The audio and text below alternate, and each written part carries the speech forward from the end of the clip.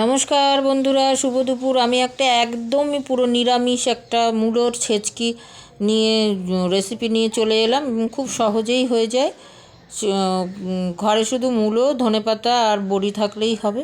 প্রথমে আমি মূলোকে গ্রেট করিনি, আমি মূলোকে 500 মতো মূলোকে সেদ্ধ করে নিয়েছি প্রেশার কুকারে একটা কাঁচা লঙ্কা দিয়ে, কারণ এতে ঝাল খুবই কম দিতে হবে।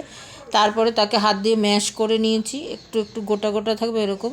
তারপর কড়াইতে সর্ষের তেল দিয়ে তার মধ্যে একটা শুকনো লঙ্কা দিয়ে সর্ষে ফোড়নই দিতে হবে, না হলে অন্য ফোড়ন দিলে ভালো লাগবে না। সর্ষে ফোড়ন দিয়ে তার মধ্যে গ্রেট করা মূলোটা দিয়ে দিয়েছি, আর একটা কাঁচা লঙ্কা সেদ্ধর সময় দিয়েছিলাম, ওটাও ম্যাশ করে দিয়েছি। তারপরে নুন হলুদ দিয়ে মিষ্টি দিতে হবে।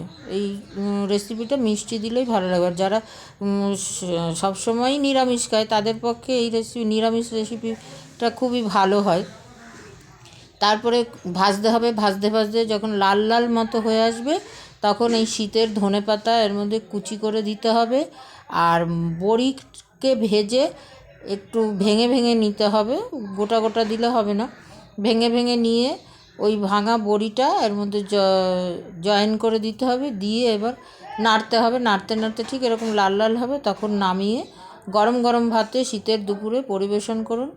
সকলকে খাওয়ান এবং আপনারাও খান। দেখুন খুবই সুস্বাদু রেসিপিটা, খুবই সাধারণ দেখতে, কিন্তু খেতে সত্যিই সুস্বাদু। কারণ মূলো সারা বছরই পাওয়া যায়, কিন্তু শীতের মূলোটা খুবই সুস্বাদু হয়। আর ধনেপাতাটাও শীতে বেশি ভালো লাগে।